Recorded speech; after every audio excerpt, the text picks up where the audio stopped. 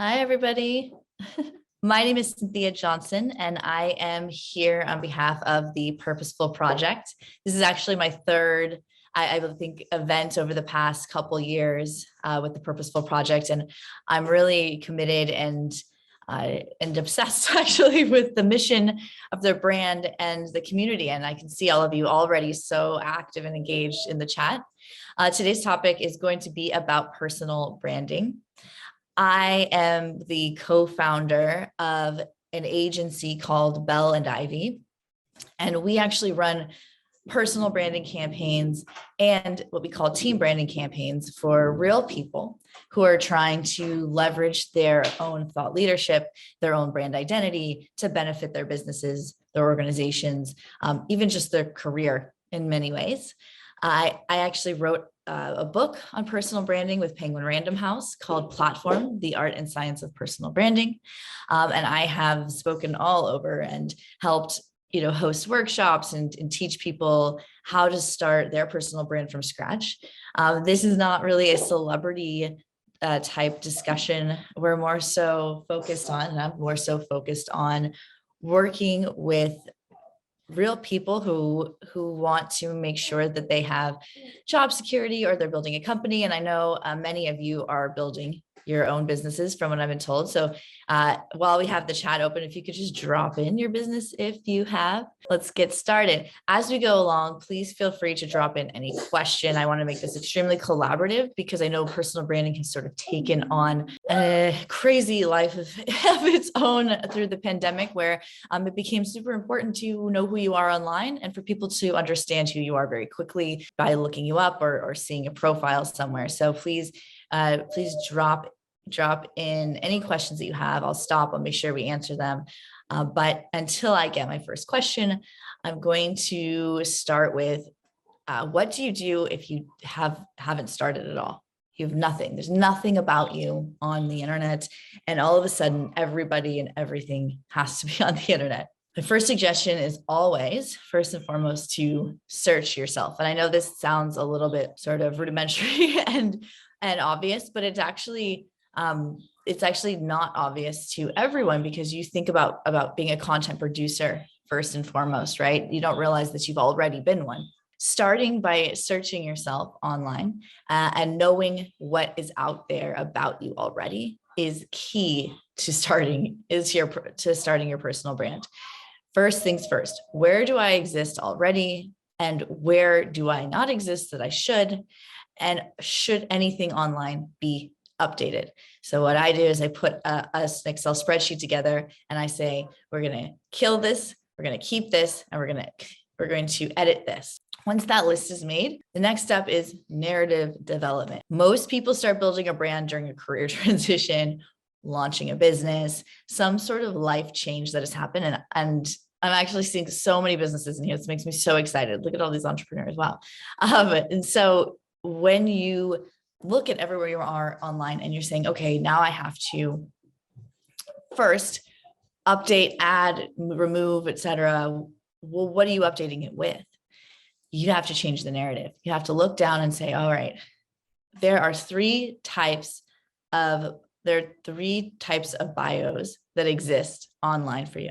There's what I call a social bio. That's the short little blurb that goes in all of your social profiles, the little like key takeaway, your elevator pitch sort of. Then there's your short bio, the synopsis, that you only have 250 characters for this message. That's the short bio. And then you have your extensive bio. It's everything you could ever want to know about you.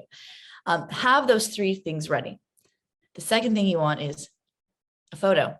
This gets missed a lot because people say, I'm not an actor, I'm not this. Well, you sort of are, because your face is acting as a logo in many ways, right? You want to make sure that your face is recognizable across platforms, so that when someone sees you on LinkedIn and then they search you online and they see your face on your business website, that they can recognize that that's the same person. We are being inundated with content and faces and platforms. So make sure you have one picture consistent across all channels, one bio consistent across all channels, and then make all the updates at once, all at once. I have a question. So if you search yourself and are not are on most social media sites, and the only one that only one shows up, should you concentrate on that first? So the question is, do you want them to go to your social media site? Why do some social media platforms rank higher than others? I'm going to tell you, it's pretty, there's two reasons. One, relationships. Google is a search engine and they own YouTube, which is a search engine, and they share data with Twitter. So you see tweets in search results because there is actually data transfer happening between the two companies. Following the business of social media can help you figure out where to spend your time. The second social media platform you'll see quite often showing up in search is Pinterest. And the reason is because Pinterest actually only allows you to verify and attach one website to one Pinterest account. So when you are sharing things on Pinterest or you're searching things, it's directly tied to your website, which is unlike any other platform. So that's actually link equity. It's social proof. It's saying, yes, we know that this person is who they say they are because this website could only be connected to one Pinterest page. So you'll see Pinterest pages and you'll see Twitter pages coming up in search a lot.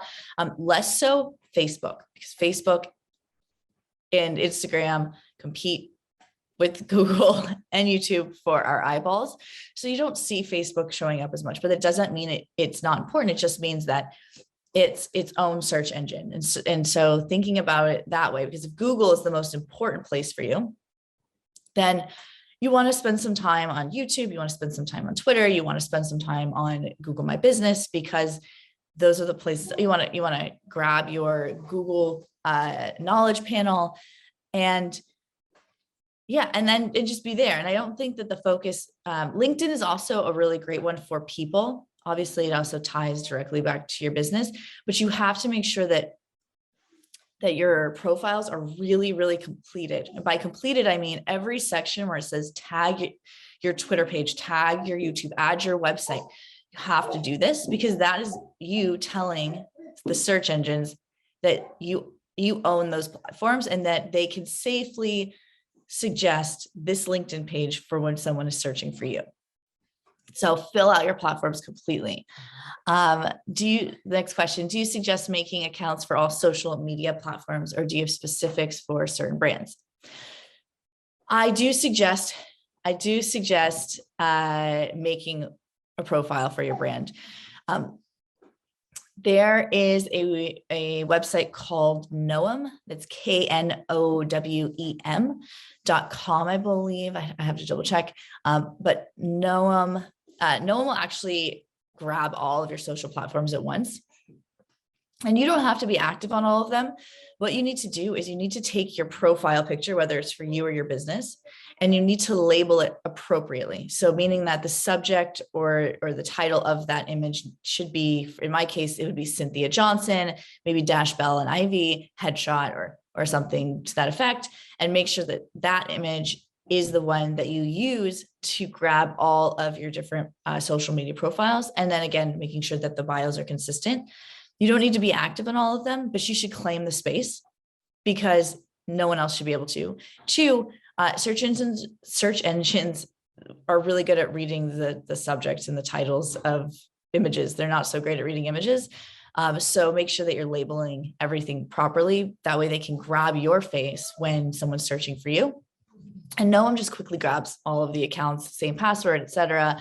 And it just claims a little bit more space on the internet, because remember, the more you tell the search engines, the less that they can make up about you or guess. And when you have common name like me, for instance, they can guess a lot. And so you want to make sure that you're hypeyourself.com. Let me see, that looks good. So make sure you're claiming the space. But the real question is, where should you spend your time once you've claimed it? So let's say you've built out your profiles, you've cleaned them up, everything's tagged properly. And by the way, I know that that's a heavy lift. It's a heavy lift and it's a boring lift, but it's so essential. Once that's done, you say, all right, where can I build community without having to make it my full-time job? Because you have a business. So you can't really make running a community your business until you have that extra time. Um, there's a couple ways to do it. One, what are you comfortable with? Some people love video. Some people, so yeah, see, TikTok is my community. That makes sense. And for some people, video is like painful. They don't want to think about it. They can't think about it. Some people it's pictures. Some people it's written content. For me, I love short form, quick chats. Let's get information out there. Let's get ideas flowing, and then see how we can use them during the week. That's the benefit. So for me, I love, and I still do Twitter chats. So every week now I host a chat called #Ink Chat. Actually Tuesdays, 9 a.m. So I just did one right before this, 9 a.m. Pacific Standard. And then I do Twitter Spaces on Wednesdays at 9 a.m. Pacific Standard Time. And I talk with business leaders. So Ink Chat and Ink Space is my place to have these conversations. It takes me about an hour to 2 hours a week to define, okay, who am I speaking with? What are we talking about? The heaviest lift is obviously in the beginning. And then, securing that person, and then, another 1 to 2 hours of actual communication. So the reason that's important is that every single week I am engaging with other accounts on the topic of the thing I want to be relevant for the most. I go out, I ask questions, we create conversations. Some are really engaged, some are less engaged, but that also is very informative for me, because now I'm saying, oh, I know what people really want to know about. But what it also does is it connects me directly with the content and other people. So think of it almost as like link building in SEO, if you're familiar with that, or even in real life, if someone refers someone to you, you're more likely to be open to what they're saying than if they come up cold off the street. So it's almost like a constant referral source where it's reinforcing the idea that I do what I say I do, building those trust signals. And it takes me, no more than 4 hours a week. And I could cut that in half and just do the chat and just do the Twitter Spaces. I am doing both. So, and then you can also export that content. So for me, I export those audio files and we'll turn them into a podcast that can be shared across all the different channels. So what you want to do is, how can I produce community-based content that can then be repurposed and shared across all channels relevant in what I do? TikTok's another great one, because you can also export those audio files. If you wanted to do little audio blurbs, I know a lot of the platforms are now allowing you to send out audio blurbs. You can make it even sound like little sound bites across channel, but you really only have to do original content in one place. And you really only need to focus on that community in one place first. I say this because when you start to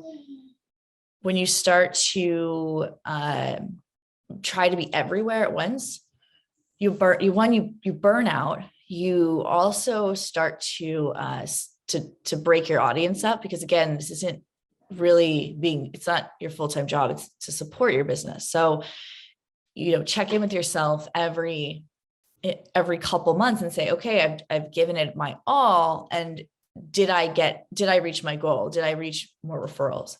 Did I get another opportunity to write? Did I get another inquiry to my business? If these things aren't happening, you have to reevaluate, because if you aren't getting back what you're putting in, then you're working for the platform, and we don't want that. We want the platform to work for you. How do you define your image, tone, and etc. For your personal brand? Okay, so first of all, you want to identify 5 people who are very important in your life, but are uniquely different. So think like your mom, your best friend, your old employer, something like that. And you ask them 3 questions. 3 questions are: can you describe me? Can you share one interesting memory about me? And then, the third, I'll leave up to you, but I will go with like, what's one word, or what's the most interesting thing about me, or what do I do? So some people have a hard time figuring out what is it that you do. Ask other people, what is it that I do the best? Gather the feedback. And first and foremost, it's what do you do? And then it's, where do you do it? I know people say, oh, I want to jump in and say, I'm the founder of this thing. But this thing is important in the growth phase, in the startup phase, because you're doing it. It's not until later that becomes, the Google or YouTube or whatever Ubers of the world, where you can then say, I'm the founder of Uber. Well, that's important. So you want to start with, I'm a designer. I'm a marketer. I'm an entrepreneur, whatever it is. I'm an author. And then say, and I founded this, because we need to understand how you fit into your own business in the early days. So again, what you do, and then where you do it. And then you talk about why you're the best person to do it. And then you talk about how other people have verified that you're the best person to do it. And then you talk about where you came from to then again validate those things. I actually have a how to write a bio piece that I can send after this for everyone. And we also have a personal brand workbook that's super helpful in figuring out your narrative. But really think of it that way. Like it's what is it that you do first, and then where you do it. And then of course you can add why you do it. My followers, I'm just reading another question. Why is it important to have business brands separate from my personal brand? Okay, so the reason that it's important is because you exist without your business, and everyone is online now. So I think of it as, and I don't know how relevant this is globally, but in the US at least, if you think of it as sort of like a credit score, right? Someone goes online and they decide if you can qualify to do X, Y, and Z. What I see a lot from people who sell their businesses, transition careers, is they say, I've done all these wonderful things and nobody knows about it. And now I don't know what to do. I don't know what to do next, because all the opportunities that were flooding to my door are just not there because nobody knows. And the people who do know, my small network, they assume I'm just doing fine. And I don't really want to go out and tell them I'm not. All this is very human and makes sense. So just putting the information online to support your next thing, to support whatever you're trying, whatever your transitional goals are, is super important, because then it does a lot of the work for you. We live in a world where there's no one who's going to meet you, take an interview with you, take a phone call with you, where they don't look you up first, and they're going to look you up online. So at least put out what you would like them to see. Even if you're not managing it, just set it up and walk away if that's what you think is important. But do set it up, because the internet will paint a picture for other people if you don't paint it for them. My TikTok follower, all right, so my followers on TikTok started acknowledging me as a light worker. Oh, that's interesting. Trying to see. Question about story building. How do I start? Am I trying to be a personal brand artist? Okay, so Joey, so as an artist and musician, obviously there's a huge one. There's the actual art and music itself, right, that you want to put out there, but you don't want to give it away for free.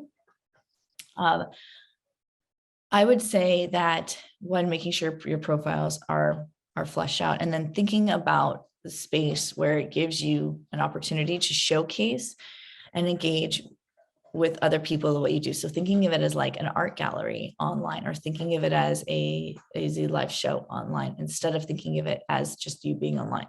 So for instance, you could use a Twitter Spaces or a Clubhouse or any of these, even Instagram Live, and host events, but do it in collaboration. In the beginning, if you just do it on your own, you're working with your own audience. Do yourself a favor and have collaborations. Two people can be on an Instagram Live. You can collaborate with publishers, bloggers. Make sure that you have that you're doing what social media set up for. Social media, in the word social. So it has to be done in collaboration. It cannot just be built from the ground up. Content is king, but if you have no kingdom, it's kind of like, okay, what's the point of that? But you can work with other people and grow by creating collaborations and opening up space to have conversations. And that's what people are really looking for. They're looking to see, let's say you have all the best content, help other people find you, find ways to doing it. Yeah, no, Beth, it is you. Yes, doing it all on your own is what I think we all think we're supposed to do, because you're supposed to just have this wonderful content, and then the algorithm is going to magically boost you, and then you're going to have all. And the truth is that sometimes that happens, and most of the time it doesn't. Most of the time it's done through collaborations, and also when you bump the algorithm because of the content, especially in certain channels like Instagram and Facebook, often it's because of the consistency and of the tone. And what that usually means is where you get into like a lot of the quotes, a lot of the meme stuff, right? And I'm not saying there isn't a breaking point. There is always a breaking point. But most people who also break through, they focus on the one channel. So the algorithm is, I mean, even me, I'm on Instagram and I just get so sad. I'm like, why does no one see anything? This is so embarrassing. And they're like, oh, hide your post. And you're like, but then everyone knows I hid my post. My suggestion is just don't think about them. The truth is that personal branding works best when you're not thinking about yourself. It's truly, truly it. When you're thinking about the content, the message, your intent, your purpose, that is when it works the best. Then all of a sudden people get it. They get why you're there, and they can latch onto it, and they can hold onto it, and they can run with it. When you feel uncomfortable about something you're putting out, most likely it's because it's not authentic, and you don't have an expectation set to it. And so you don't even know how to measure it, and you're confused. The audience is confused. Like if you're selling something, sell it. Say, hey, I just opened a business and I'm selling watches, and I'm going to sell all the watches in the world. And look at how beautiful these watches are. Talk about clock making. I don't know, but make sure that everyone knows that you're there to sell watches, because what we don't want and what people don't like is when they get sort of that bait and switch. They come in to get to know you and they want to know about clock making, and then you're just selling them watches. It's not your audience, right? Your audience, the watch buyers, they're out there. So make sure that they know. Yeah. So when it comes to algorithm, right? The algorithms, if you want to know how to bump an algorithm or how to benefit from it, look for the most recent launch. So whether it's like Twitter launches Twitter Spaces, or Instagram is launching lives, or they're launching reels, or launching this, or you can't seem to get this pop-up telling you that you can have live events on your Instagram and get paid for it. They're doing that because that's what they want you to do. They want you to focus on the thing that they're promoting, because they don't want it to die, right? They put a lot of engineering work, a lot of money, a lot of time into building these additional tools and resources. And so if you lean into the new thing and make it work for you, you will benefit. The algorithm will reward you for helping them help promote the new thing. So think about that. And then, yes. Okay. One meditation. Okay. So what I'm seeing is there's two questions here. One is, how do I separate myself from my personal and my business brand? And then the second being, just talking about the message being confusing. Yep. So I would say first and foremost, separating your business brand from your personal brand.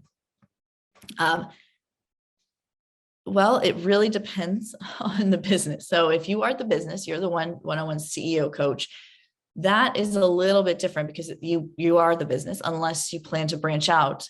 But in that case, that's a different conversation. I just want to start preface there.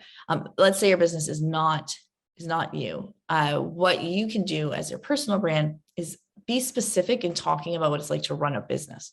Make sure that you're clear about what your role in your business is. And then the business can be its own thing.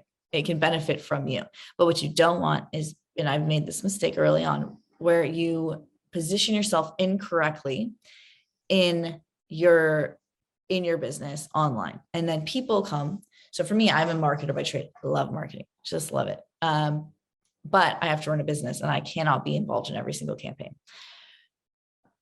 I go out there and I start talking about how I'm a marketer and I leave out the business and I don't, that sets me up for failure because people start reaching out. And if I respond versus sending them to the company, but they didn't even know there was a company. So you have to make sure that the company is discussed as part of your narrative, and that the business reflects your values.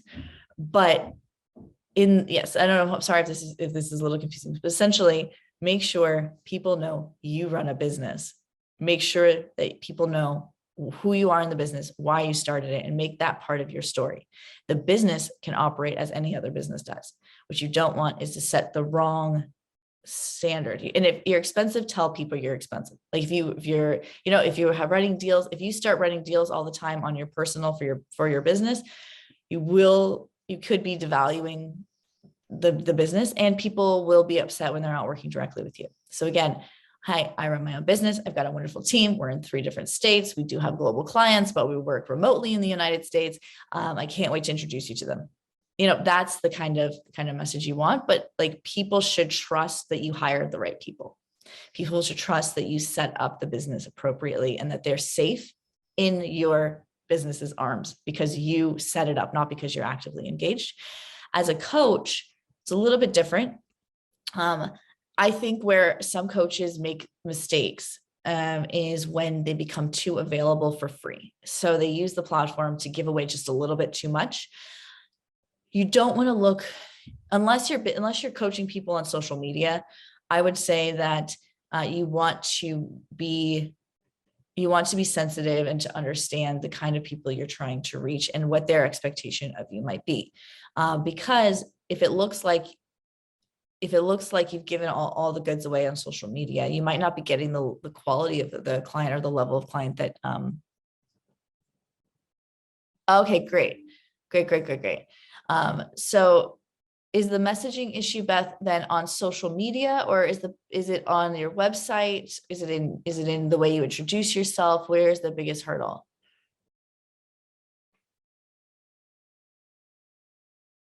I think Sonia. And while we wait for Beth, I'm my business. I'm not clearly stuff. I've given away too much of it for free. Yeah. All right. So business being an artist, necessarily selling goods, but selling services like songs. Yeah. So there's things that artists care about, right? So the business of being an artist is actually being attacked a little bit right now, right? Because everyone thinks that I'll just download this for free. If I were you, I'd attach my art to purpose. And maybe one of those purposes is that artists should get paid, right? That way, everyone's very clear that this is your job. You get paid to do it. You don't need to be rude about it, but do be clear about it. And have engaging conversations with other artists. So one way to become the center of influence for something is to surround yourself by it. If you're the curator of the community, if you're the curator of the content, if you're the one that can speak to other artists about something, you become the center of influence for art itself. So if you have thoughts about, even if you're just exploring, I don't know how to build my brand, I feel like I'm giving things away for free, or I don't know how to get my message out there. Like, your people, first and foremost, will be other artists. They're also the people you're going to collaborate with to build your social profile. So instead of looking out, first look in and say, okay, who's in my community and what do they want to know? And what are we not talking about? And then start talking about it and see where the collaborations come from and see if it just naturally evolves. Because I do think that there are some commonality and common themes among certain industries built around like frustration or things that really could need to be changed in a lot of ways. And for art, I know that part of that conversation, other than like, should I turn this into an NFT, which is also a thing, is how do I get paid? Right? Like, why are people stealing my things for free? And and have conversations with other artists and grow from there.